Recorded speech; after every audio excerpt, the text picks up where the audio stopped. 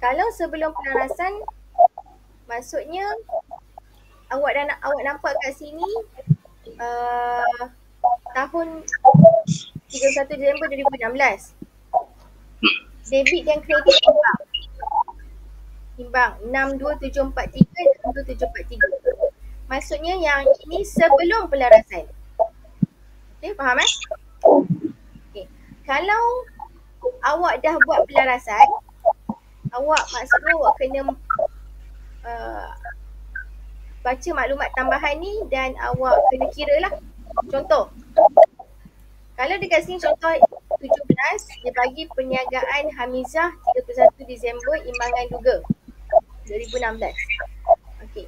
Dia kata maklumat tambahan inventory akhir dinilai pada harga kos 650.720. Okey, maksudnya inventory akhir dia tak masuk dalam imbangan duga selepas pelarasan.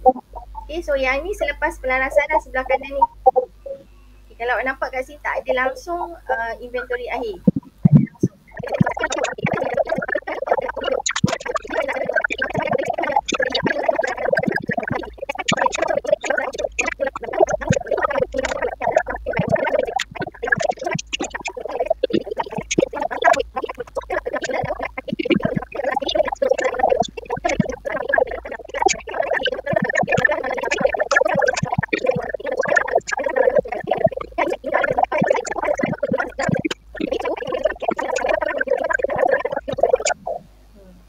So ingat, debitkan susut nilai, debitkan kita buat alatan surat 79.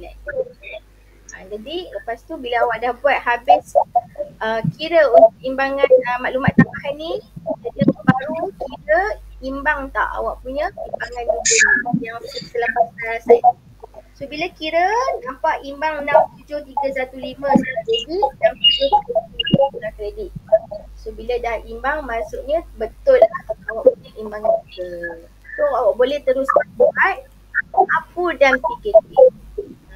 So daripada contoh 17 ini, okay, jadi awak boleh buat apur dulu.